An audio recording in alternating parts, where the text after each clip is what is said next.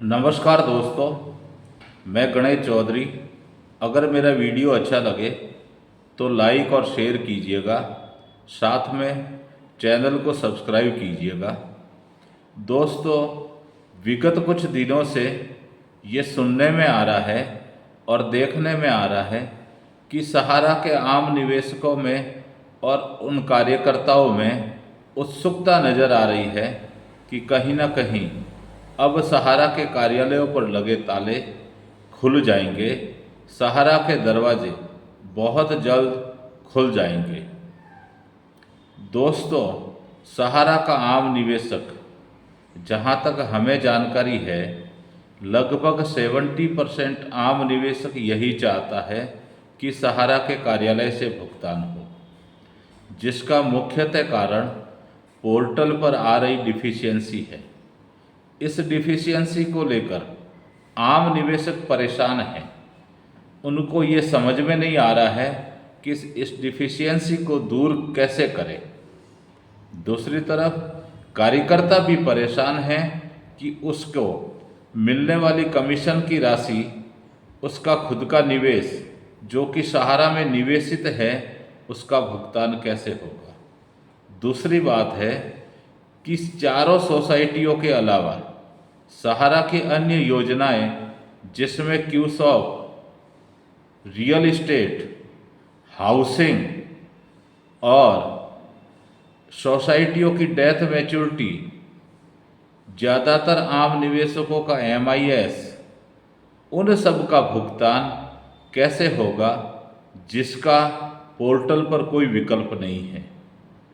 ऐसे जमाकर्ता यही चाहते हैं कि इस पोर्टल की परेशानियों से निजात पाते हुए अगर सहारा कार्यालय से भुगतान हो जाए तो काफ़ी राहत महसूस कर सकते हैं। दोस्तों, मैं एक बात यहाँ कहना चाहता हूँ कि अगर सहारा अपनी गाड़ी पुनः अच्छी स्पीड में चलाना चाहता है तो उसे उस गाड़ी में विश्वास रूपी ईंधन को भरना पड़ेगा। जब तक सहारा आम निवेशकों में ये विश्वास जगाने में सफल नहीं होता है, तब तक सहारा की गाड़ी पटरी पर दौड़ना मुश्किल है। आम निवेशकों में विश्वास जगाने के लिए सहारा मैनेजमेंट को आगे आना चाहिए। दोस्तों, जहाँ तक जानकारी मिल रही है कि मुख्यालय पर मीटिंगों का दौर चालू है, हलचल तेज है, लेकिन वो हलचल आम जनता में नहीं दिख रही है। क्यों नहीं प्रिंट मीडिया के जरिए, सोशल मीडिया के जरिए या इलेक्ट्रॉनिक मीडिया के जरिए सहारा का मैनेजमेंट आगे आकर ये बताए कि हमारी अगली प्लानिंग क्या है। दूसरी बात है कि विगत 3, 4 और 5 सितंबर को माननीय सर्वोच्च न्यायालय में सहारा से भी विवाद को लेकर हुई सुनवाई के दौरान माननीय सर्वोच्च न्यायालय ने एक टिप्पणी की थी कि सहारा मैनेजमेंट और सहारा ग्रुप बहुत बड़े संकट में है। हम आपके सामने एक रस्सी फेंक रहे हैं, आप चाहो तो इस रस्सी को पकड़कर बाहर आ सकते हो। दोस्तों, अगर सहारा का मैनेजमेंट और उसकी नीयत अगर साफ है तो वो उस रस्सी को पकड़कर बाहर आ सकता है। लेकिन अगर कहीं ना कहीं माननीय सर्वोच्च न्यायालय की आदेश की अवहेलना करता है तो मैं समझता हूँ, ये मेरी निजी बात है, कि कहीं ना कहीं ये रस्सी उनके लिए फांसी का फंदा न बन जाए।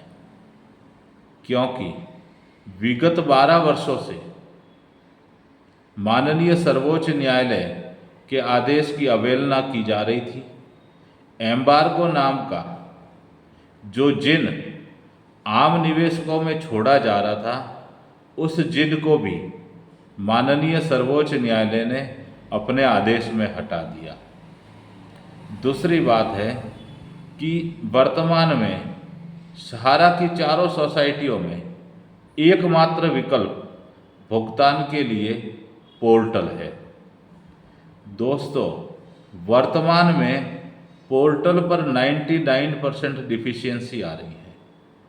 इस डिफिशियंसी को लेकर आम निवेशक परेशान हैं। वो समझ नहीं पा रहे हैं कि इस डिफिशियंसी को दूर करें तो कैसे करें।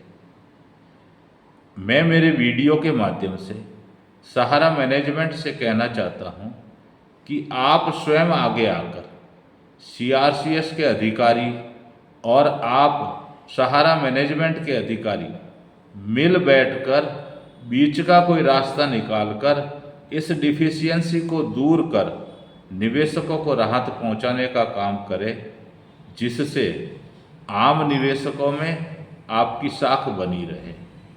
दूसरी बात है, मैं सरकारों से भी कहना चाहता हूं कि मध्यस्थता करके जो भी जैसे भी बनता है आम निवेशकों को भुगतान करने में राहत दे और उन कार्यकर्ताओं को जिन्होंने अपनी खून पसीने की कमाई सहारा में निवेश की है, उनको भी कुछ न कुछ रोजगार के अवसर उपलब्ध कराते हुए अगर सहारा मैनेजमेंट ये चाहता है कि हम पुनः शुरू करने जा रहे हैं तो उनको भी सहयोग करें।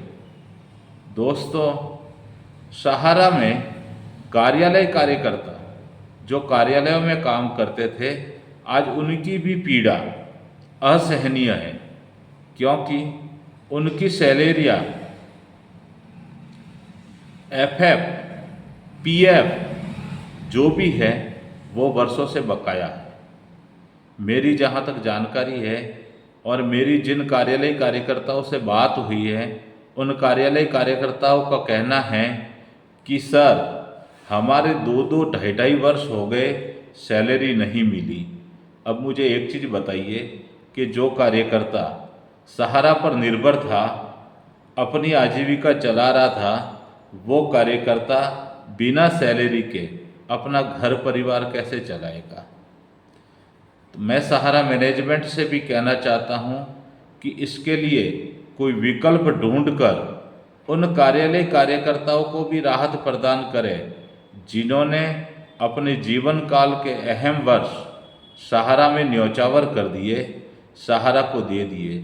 आज उनकी स्थिति ऐसी है कि वो कहीं नौकरी भी नहीं कर सकते और उनको कोई नौकरी पर रखना पसंद भी नहीं कर सकता। समाज में उनको हीन दृष्टि से देखा जाता है, चाहे वो फील्ड के कार्यकर्ता हो, चाहे वो कार्यालय के कार्यकर्ता हो, सब परेशान है।